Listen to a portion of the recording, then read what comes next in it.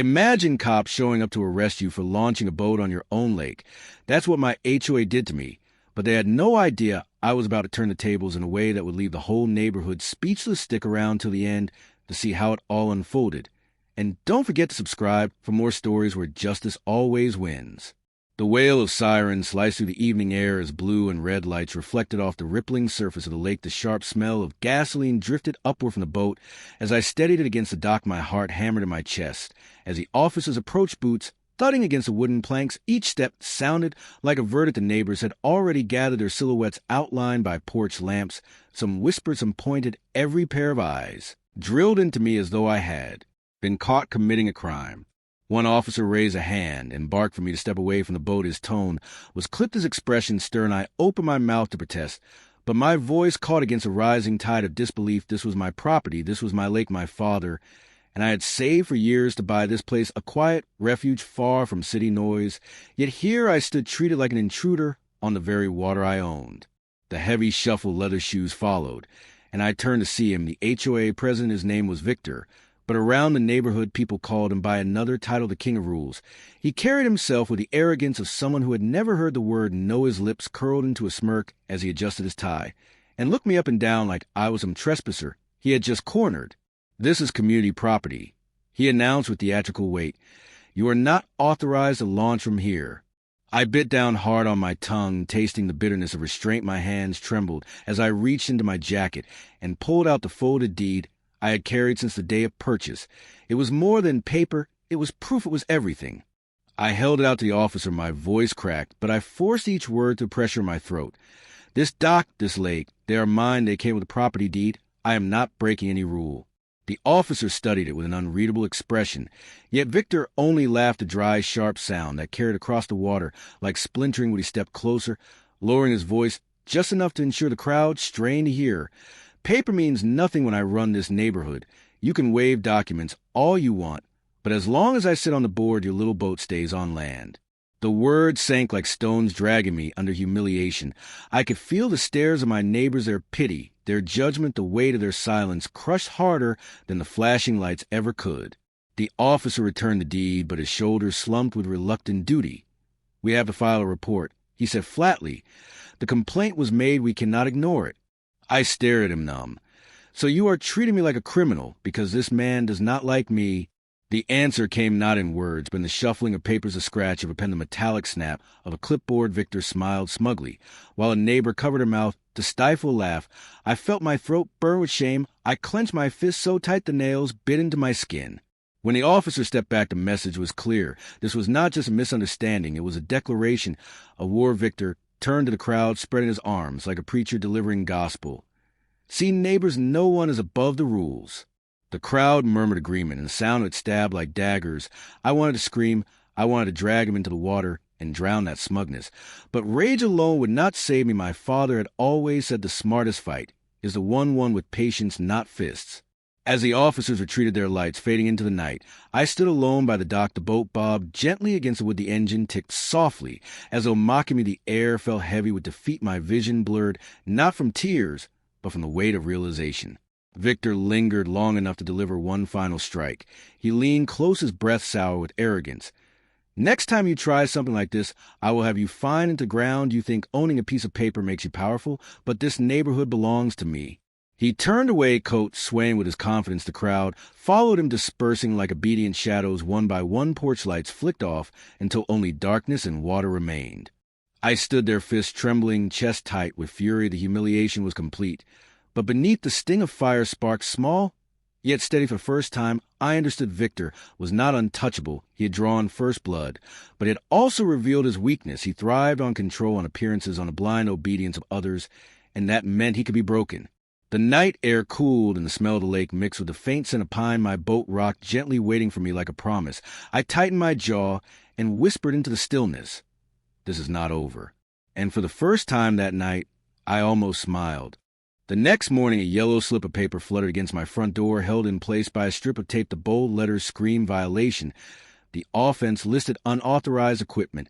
Left in plain view, my boat, the notice, carried a fine larger than my monthly grocery bill. My stomach twisted as I pulled it free, crumpling the paper in my hand. The neighbors across the street watched from their porch sipping coffee, with eyes sharp as knives. Every move I made was now a spectacle. More slips followed, noise complaints when I started the engine to tacit warnings about weeds along the edge of my dock, even though the lake itself had always carried them a citation for leaving a ladder propped against a boathouse. Each sheet of paper arrived with surgical precision, designed to cut away my patience.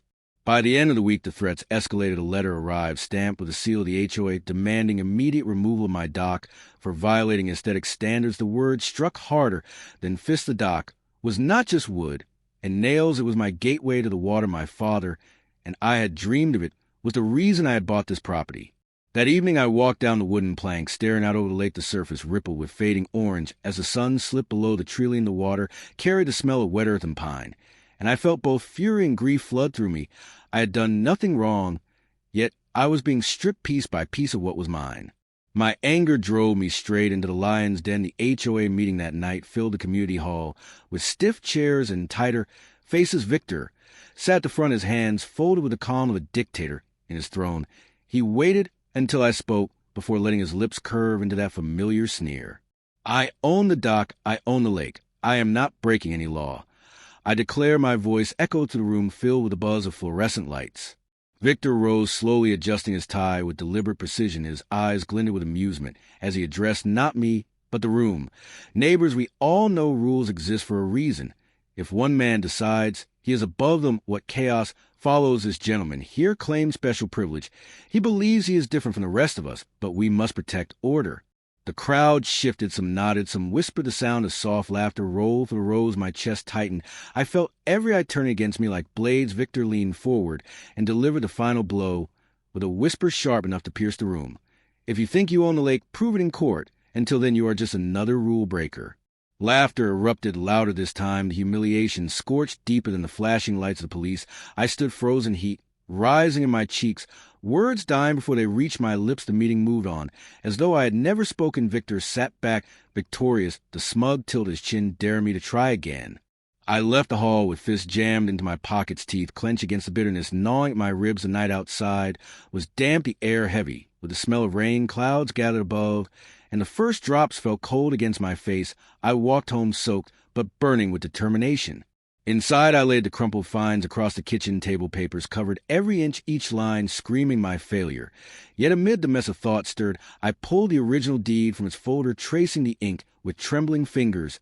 If Victor insisted the lake was not mine, perhaps he was right in a way. Perhaps it was bigger than he realized. I opened my laptop to glow, casting pale light across the room. Hours slipped by as I dug through county records, old development plans, and contracts hidden behind bureaucratic language. Each discovery unraveled the story piece by piece. The HOA had power, but not ownership. They were guardians of rules, not rulers of land. The Marina, the water rights, the very backbone of their authority, belonged not to them, but to a development company struggling under debt. By dawn, my eyes burned from sleepless study, but my pulse surged with new life. The company was desperate for buyers, a transaction away from surrender. The thought crystallized sharp and dangerous. If I bought the rights, the HOA would have nothing. But words, empty words, cannot bind water, cannot command docks, cannot strip a man of his lake. The storm outside cleared, and the morning light spilled across the table, illuminating the papers like a revelation. My lips curled into the first true smile I had allowed in days. Victor believed he had cornered me. He had no idea the ground beneath him was already cracking. I whispered into the stillness of my kitchen, each word tasting like fire on my tongue. Checkmate is coming. The office of the development company smelled faintly of dust and stale coffee. A receptionist with tired eyes led me down a narrow hallway to a conference room where blinds hung crooked over the windows. The table was scarred from years of use, and the hum of an old air conditioner rattled overhead. The man who entered introduced himself as Mr. Dalton. His suit was wrinkled, his tie loose, his handshake was limp, but his eyes carried the desperation of someone watching sand drain from an hourglass. I laid out my interest plainly.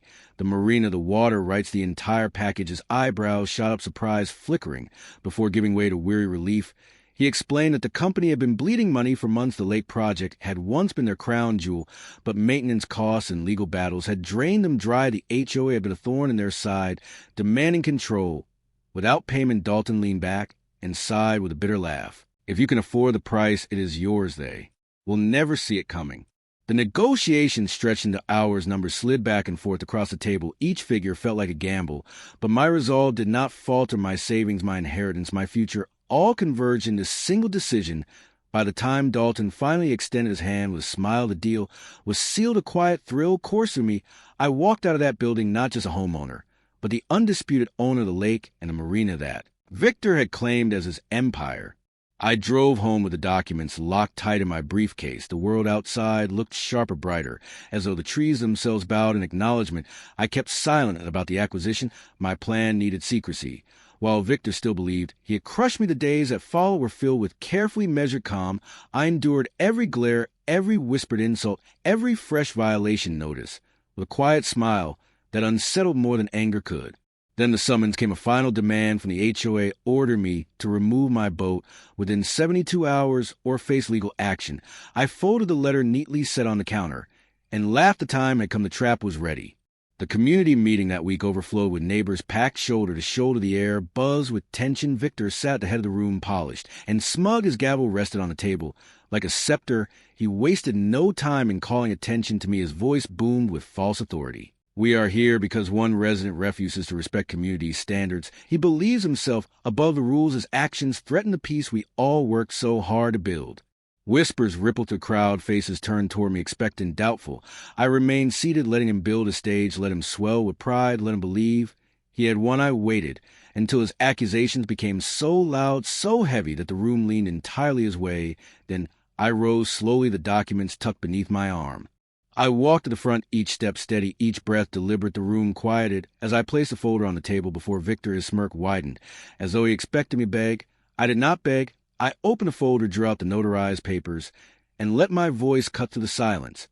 As of this morning, I am the legal owner of this marina and the lake attached to it.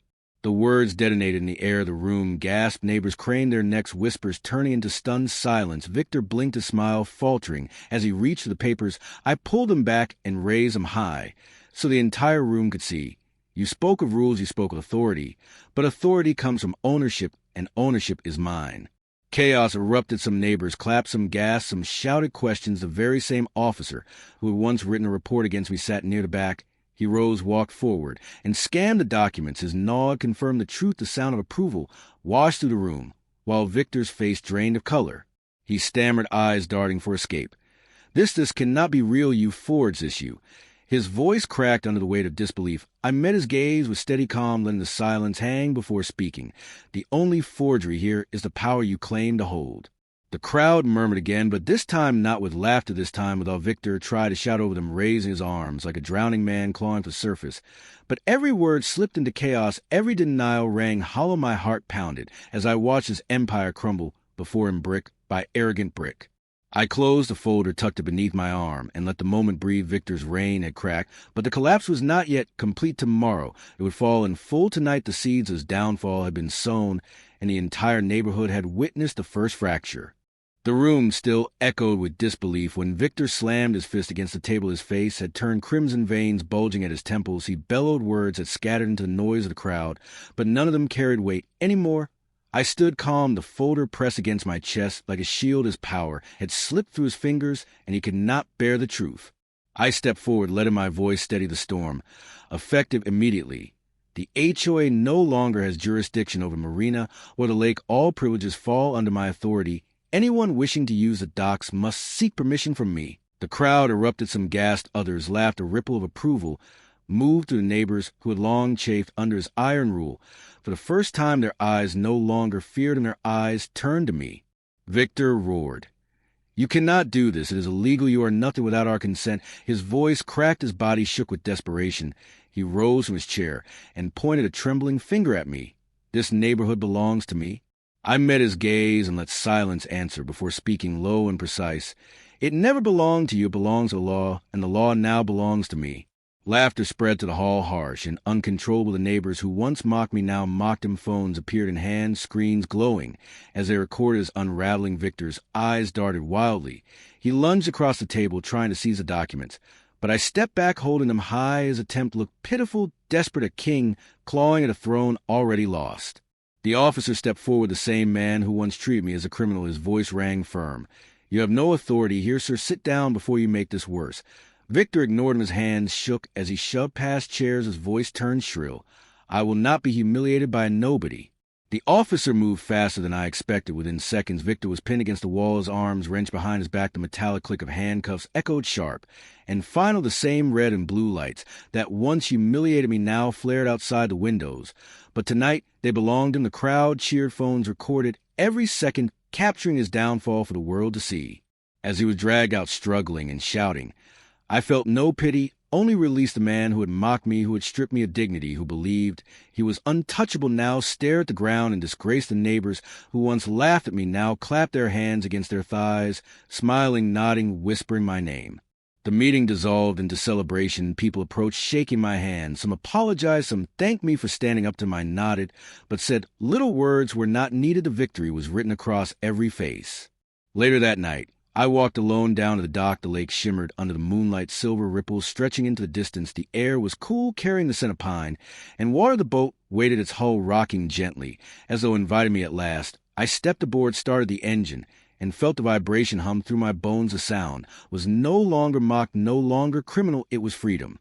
As the boat cut across the lake, the spray kissed my face. The shoreline drifted away until only water and night surrounded me. The humiliation of the past weeks dissolved into the waves, replaced by something sharper and sweeter triumph. My father's words echoed in memory. The smartest fight is the one won with patience, not fists. I turned the throttle and laughed into the night. The laugh carried over the water, strong, unbroken. For the first time in months, I felt weightless, untethered. Every stroke of the boat was a declaration. This lake is mine, this freedom is mine, this victory is mine. When I returned to the dock, neighbors had gathered, some waving, others clapping. Phones still pointed, capturing the final image of a man reclaiming what was his. I tied the boat and stepped onto the planks with calm certainty. My voice carried over the water as I spoke the words that seal the night. Funny thing about lakes, you can not own the water, but you can own the land around it, and sometimes that is all it takes.